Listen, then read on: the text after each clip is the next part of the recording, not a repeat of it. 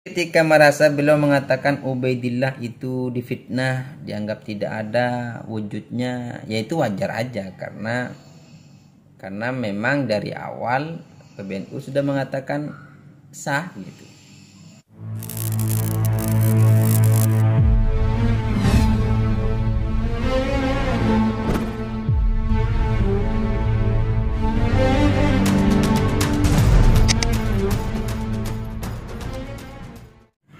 Assalamualaikum warahmatullahi wabarakatuh. Alhamdulillah wassalatu wassalamu ala Rasulillah Muhammad ibn Abdillah wala haula wala quwata illa billah ma ba'du. Teman-teman sekalian, semoga kita selalu diberi kesehatan zahir dan batin, dimudahkan segala urusan kita, dilancarkan rezeki kita, dan kita berharap kepada Allah semoga hajat kita dikabulkan oleh Allah Subhanahu wa taala. Amin Allahumma amin. Ini saya sudah nonton videonya Gus Aziz Jazuli mengenai tentang komentar beliau terhadap apa yang telah disampaikan oleh Rais Am PBNU yakni Kiai Miftahul Akhyar, dan juga saya sudah nonton full videonya Kak Zaini juga tentang pendapat komentarnya beliau terhadap Gus Aziz Jazuli yang berupaya atau mencoba menjelaskan tentang perihal perkembangan nasab itu, mengenai bahwasanya kenapa kok menjadi Ubaidillah, kok masa terfitnah kan begitu ya. Dan saya juga nonton beberapa channel yang lain juga yang senada teman-teman ya. Ya kalau pandangan saya begini, kan memang dari awal PBNU itu kan sudah mengatakan husnudzon ya. Jadi sudah mengatakan husnudzon bahwasanya nasab Ba'alawi itu sah. Jadi tidak perlu diotak-atik lagi, ya sudah itu. Dan alasan ya diantaranya karena memang di zaman itu tidak ada catatan, tidak ada catat mencatat.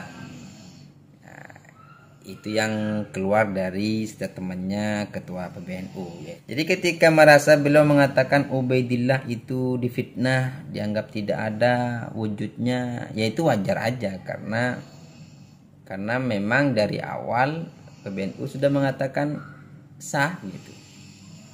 Husnudzon ya berdasarkan kitab-kitab yang beliau sebut seperti Ar-Raddul Jali ya, ini Syekh Murtada Zabidi dan dalam kitabnya Ar-Raddul Jali, terus ada kitab Al-Ghuror dan lain sebagainya, itu yang beliau sebut oleh Rais Am ya. Dan dimana ya kitab-kitab itu ya, memang menjelaskan tentang nasab Ba'alawi, sehingga wajar beliau Rais Am punya statement bahwasannya Ubaidillah ini terfitnah.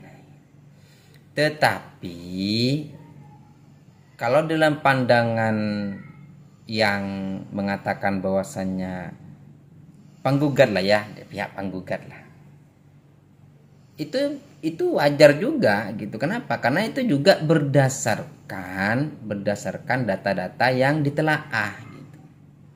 Ketika mengatakan bahwasannya Ubaidillah ini seorang imam mujtahid ya kan, imam mujtahid Al-Bari' dan apalagi banyak gelarnya gitu, dikatakan sebagai imam mujtahid.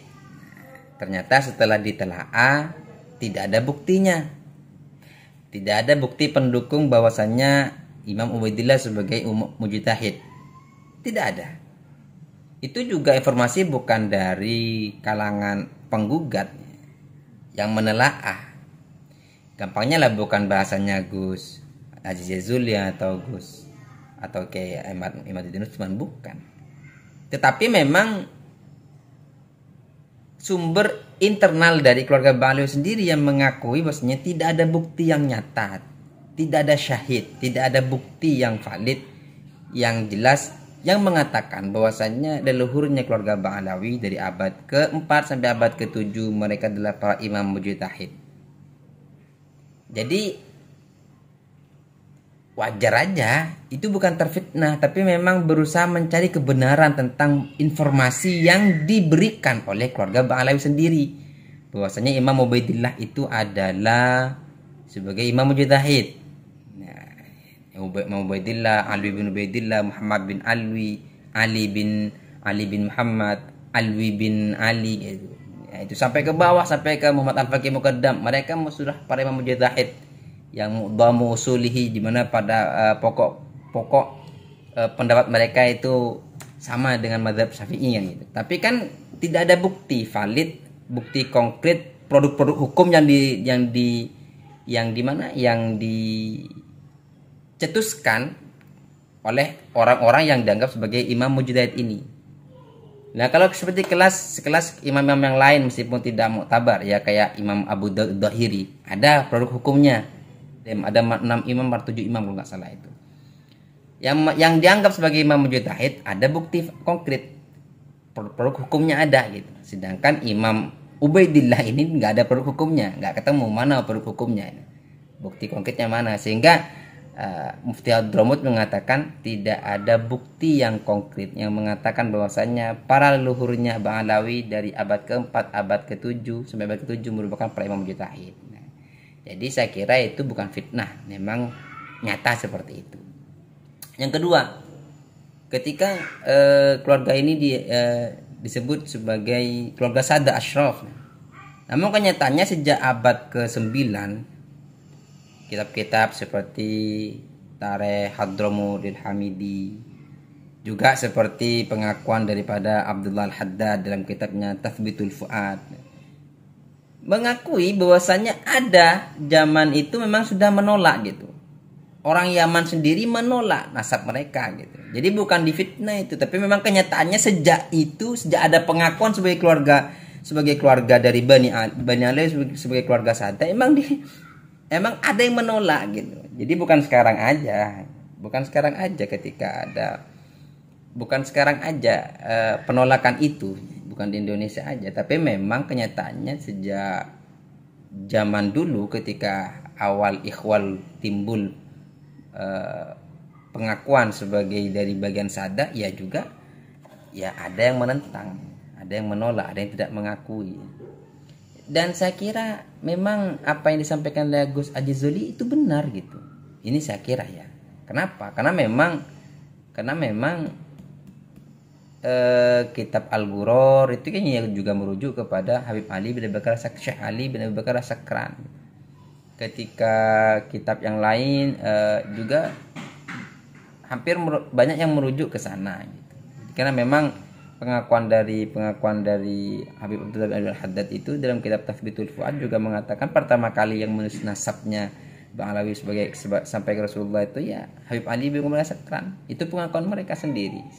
Internal mereka mengakui bahwasanya pertama kali yang menyambungkan atau pertama kali yang musnasab ini Syekh Ali bin Abi Bakar Sakran. Ya tentunya kita sudah paham ya, berdasarkan hasil telaah dari beberapa kajian sudah hampir 7 bulan 8 bulan ini, ya memang dikatakan bahwasanya awalnya dari Abdullah ke Ubaidillah itu kan juga karena faktor interpretasi atau pemahaman atau penjelasan dari Syekh Ali bin Abi Bakar Sakran bahwasanya leluhurnya beliau yang bernama Ubaid bin Ahmad bin Isa itu adalah Abdullah bin Ahmad bin Isa yang disebut dalam kitab As-Suluk. Nah, seperti itu. Berdasarkan kitab As-Suluk, lagi-lagi yang paling tua yang disebut adalah kitab As-Suluk. Sejarah ilmu nasab, ilmu sejarah ya kitab As-Suluk yang disebut pertama kali. Sehingga ya pandangan saya bukan terfitnah, bukan difitnah, tapi mencoba dicari kebenarannya. Seperti itu. Jadi orang yang mengakui ya karena berdasarkan kitab Al-Ghuror, berdasarkan kitab Al-Burqa Al-Musyiqah atau berdasarkan kitab Ar-Radul Jali, ya, itu ya wajar aja.